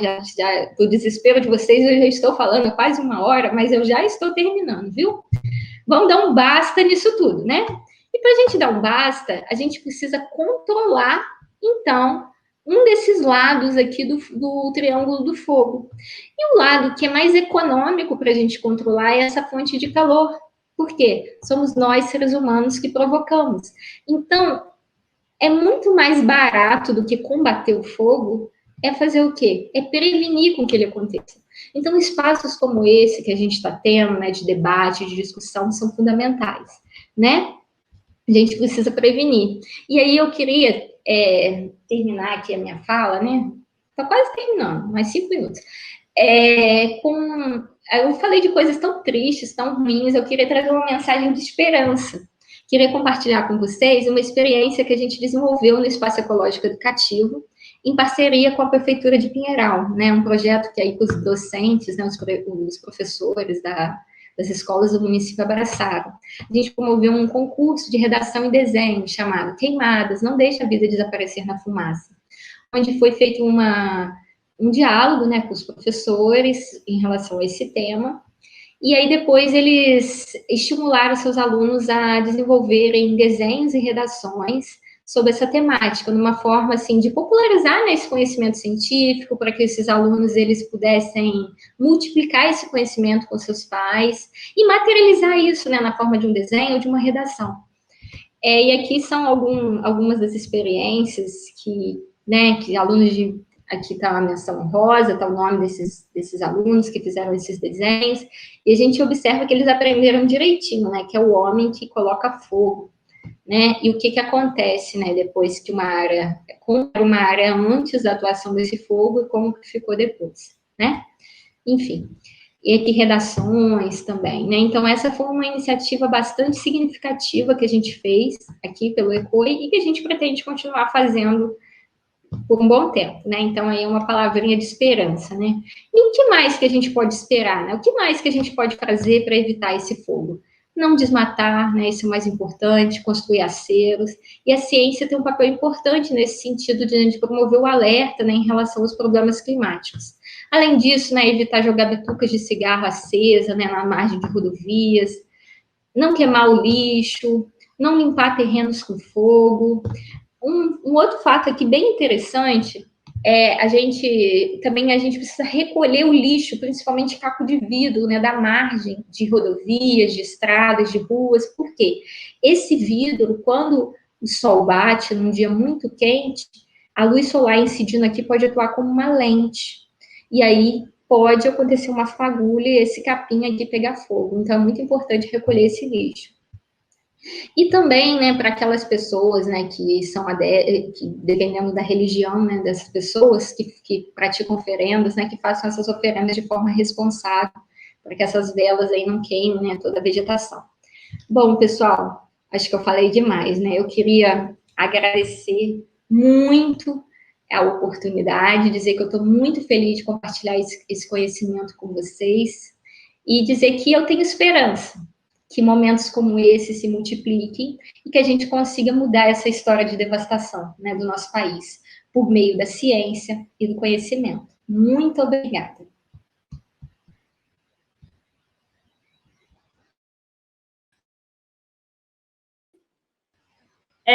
Eu queria falar que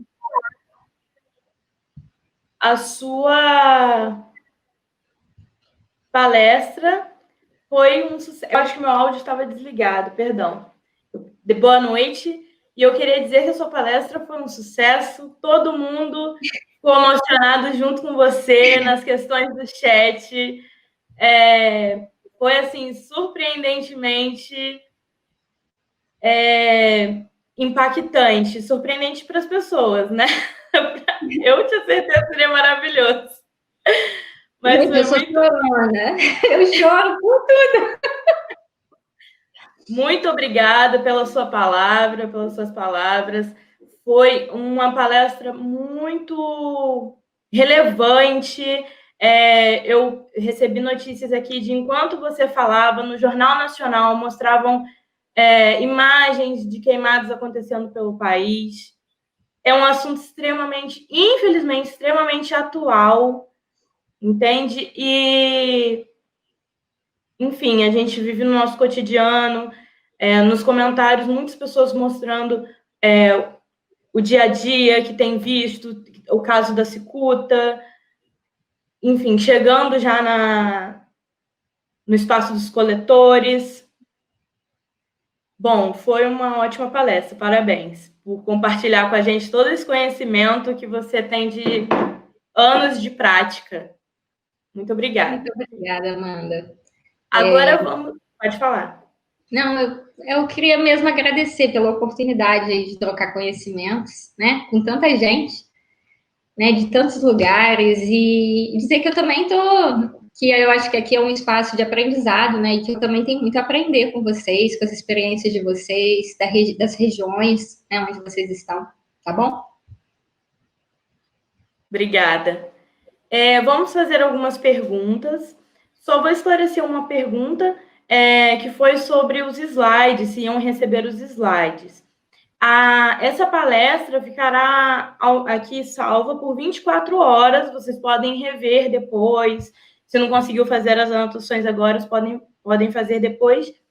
E também fazer alguns lembretes de que vocês não esqueçam de preencher a lista de presença que consta no chat, que estarão mandando aí para vocês no chat, para vocês não esquecerem de preencher. A lista de presença também ficará 24 horas, mas ela é fundamental para a certificação do curso. Bom, primeira pergunta do Arthur Silveira de Souza.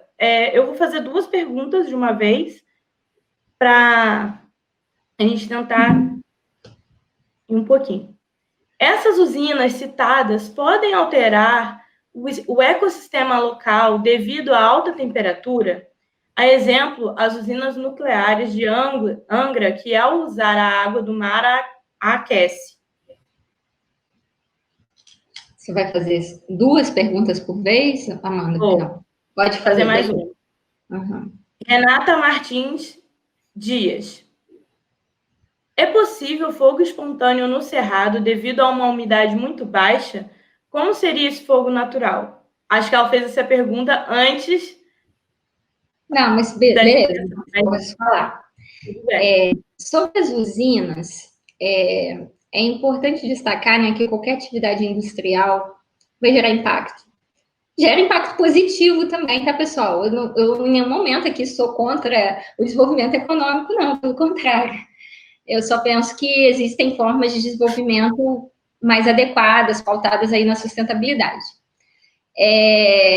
As usinas, né, nucleares, né, elas sim promovem o aquecimento, né, da região, e no seu processo de resfriamento, né, dos reatores, eles lançam água quente, né, no mar, e sim, isso promove uma alteração, sim, do ecossistema daquela área ali mais próxima, né, tanto é que quem toma banho, né, na praia que tem ali perto, percebe que a água é mais quentinha mesmo, né?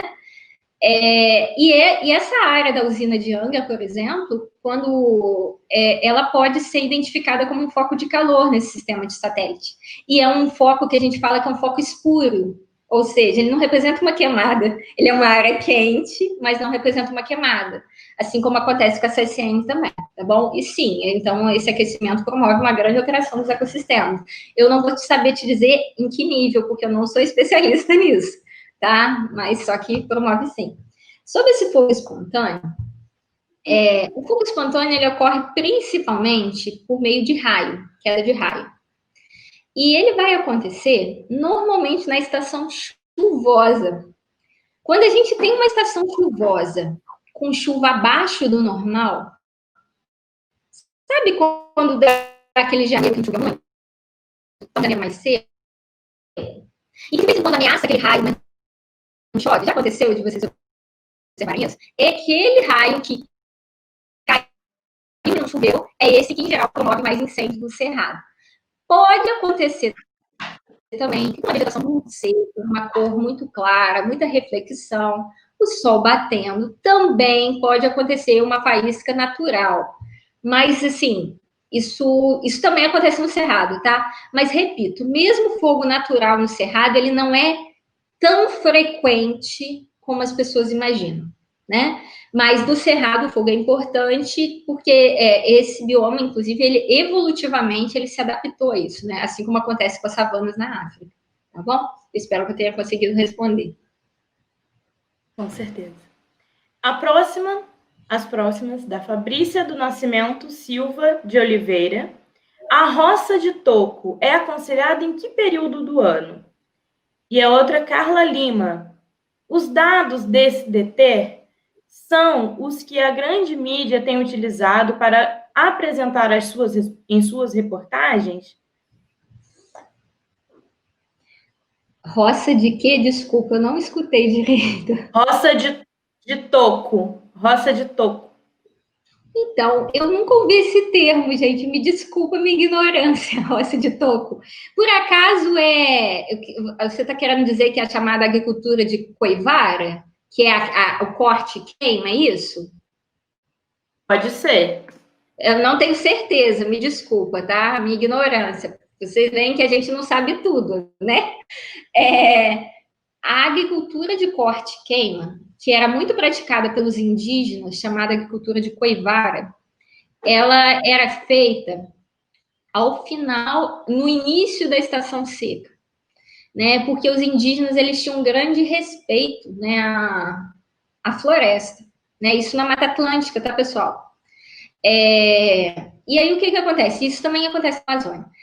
Eles esperam o início da estação seca para derrubar a mata, queimar, mas eles fazem aceros para não deixar com que esse fogo se espalhe pela mata. É uma queimada mesmo, não um incêndio. E depois, né, que essa mata queima, né, ali vai ficar cinza, aquilo vai fertilizar o solo, eles vão conseguir plantar. Mas eles tomam todo o cuidado de não fazer isso no auge da estação seca. Porque se fizer no auge da estação seca, num dia muito quente, com pouca água no lençol freático, e principalmente se tiver vento, esse fogo controlado pode atingir uma área florestal, né? Então, os indígenas tomavam muito esse cuidado. Aí você fala assim, mas essa agricultura dos indígenas, ela não devastava também? Claro que devastava. Só que os indígenas, eles tomavam cuidado de fazer isso em pequenas áreas e plantavam ali por apenas 2, 3 anos, que é aquele período que eu falei que as cinzas ficam fertilizando o solo. Depois eles abandonavam essas áreas, iam para uma outra e deixavam aquela área se regenerar naturalmente, né? Então isso acontecia, e mesmo naqueles períodos que eles plantavam ali, não eram monoculturas, eram policulturas, né? Plantavam coisas de vários tipos. O grande problema foi quando o colonizador chegou aqui, vou pegar a ideia do índio. Só que a diferença é que fez isso em grandes áreas, sem tomar os cuidados que os índios tomavam, praticando a monocultura e exaurindo aquele solo por mais de 3 anos. Né? E por isso, então, a devastação começa aqui no Médio Paraíba e vai chegar até no Médio Paraíba aqui do Rio de Janeiro e vai chegar até em São Paulo, né? Por causa da cafeicultura. Tá bom? A outra pergunta é sobre o DT. Então, o DT é um programa de alerta. Então, repetindo, a gente tem o DT e tem o PRODES. O DT é um programa que ele é utilizado, ele não é muito de ir para a mídia, tá? Ele é mais usado pelos órgãos de fiscalização como o IBAMA. Por quê? Porque esses órgãos vão pegar aquele alerta que é diário, pô, tá começando a desmatar aqui, vamos lá, vamos multar o madeireiro. Era muito mais usado pelo IBAMA, né, pelos órgãos de fiscalização, que infelizmente, né, estão sendo aí desestruturados, infelizmente, é uma grande pena nesse país. E também por cientistas, como eu usei muito DT na minha tese. A população em geral não chamava muita atenção. A mídia divulgava mais o dado do PRODES, que é o desmatamento final, que é medido a cada ano. Então, nesse ano, o desmatamento da Amazônia aumentou não sei quanto. Nesse ano, o desmatamento da Amazônia aumentou não sei quanto. E se eu não estou enganada, o INPE vai divulgar agora, ou se não já divulgou, que é sempre no final de agosto, início de setembro, os dados do desmatamento de 2019, do PRODES. Mas o que acontece? No ano passado, quando houve um alerta gigantesco do DT, devido à desestruturação dos órgãos de fiscalização no Brasil, né, o IBAMA ficou desestruturado, houve uma grande crítica, né, das nossas autoridades em relação às multas, dizendo que era uma indústria de multa, enfim, os desmatadores, madeireiros, pecuaristas se sentiram empoderados em promover esse processo de devastação. Então, o que aconteceu? Eles começaram a devastar muito. Então, os dados do DT, assim, triplicaram, assim, subiram muito. E aí, quando subiu muito, a mídia falou, opa, é o momento de fazer uma crítica ao governo. E aí, então, a grande mídia pega esses dados que até então eram dados mais utilizados pelos cientistas e pelo IBAMA e jogam aí para a população. Mas, gente, apesar de ser dados mais utilizados pelos cientistas e pelos órgãos de fiscalização, qualquer um pode ter acesso. É só você fazer um cadastro lá no INPE, qualquer um pode baixar os dados, ver como que está na sua cidade. Qualquer um pode ter acesso a esses dados, tá bom? Obrigada, professor. Uma última pergunta é do Arthur Silveira de Souza. Os grileiros são chamados assim porque realmente usam grilos para amarelar os documentos falsos e os fazer parecerem mais antigos, ou isso é história? Isso é verdade. Mas, assim, no passado, né? Gente, grilagem de terras existe no Brasil há muito tempo, né? A terra no Brasil, com a chegada dos colonizadores, a terra era doada, as chamadas sesmarias. Eram doadas obviamente, para brancos, né? Infelizmente, os negros não tinham acesso à terra porque eles eram escravizados. Mas, a partir da Lei de Terras, de 1850, a terra no Brasil virou uma mercadoria, ela passou a ser vendida. Então, só quem tinha dinheiro para comprar terra que teria terra, né? Que já eram aquelas famílias que já tinham terra mesmo. Nesse processo, muitas pessoas que já tinham muita grana, mas que não queriam comprar essa terra, começaram, então, a falsificar a escritura de terra. E naquela época era feito dessa forma, para dar uma ideia de que aquele documento era antigo mesmo e tal. Eles pegavam um documento falso, feito num cartório de algum conhecido, né? Enfim, colocavam numa caixinha cheia de grilo mesmo, para dar aquela impressão que o documento era antigo, que estava na sua família gerações e gerações, e que aquela terra era sua. Atualmente, esse processo, ele praticamente não existe em termos de amarelamento de documentos, tá? Porque hoje os cartórios são completamente informatizados e tal. A questão hoje é que a grilagem de terras continua acontecendo com essa falsificação de escritura, mesmo sem colocar na caixinha. Por quê? Porque existem autoridades, né? O cartório, muitas vezes, está atrelado a autoridades políticas no Brasil, ligadas normalmente à bancada ruralista. E aí, então, nada acontece e fica tudo bem. E não precisa colocar em caixinha cheia de grilo atualmente, mas no passado acontecia dessa forma. Infelizmente, nada novo sob o sol, né? Exatamente. Sendo burlado. Bom, finalizadas as perguntas, professora, muitíssimo obrigada mais uma vez por essa ótima noite que você proporcionou para a gente, de conhecimento, de compartilhamento. Muito obrigada. E gostaria mais uma vez de agradecer a todos pelo evento e espero que vocês na próxima segunda, com a mesa Queimadas e Impacto na Saúde, em um contexto de pandemia, que também vamos levar a queimada para um assunto um pouco mais pessoal, né? Levar ela até o seu impacto na saúde da comunidade da pessoa. Boa noite a todos. Não esqueçam de preencher o formulário de presença. Quem quiser rever, quem quiser entrar em contato conosco, fiquem à vontade para entrar. Sigam a gente no Instagram, @ecoi_ifrj. E sigam a gente aqui, né? Se inscrevam aqui no nosso canal para os próximos eventos, para as próximas palestras. Nosso evento vai até novembro, tem muita coisa boa, muito evento, muitas apresentações boas que estão vindo por aí. E é isso, ficamos por aqui. Obrigada e boa noite a todos. Tchau, pessoal.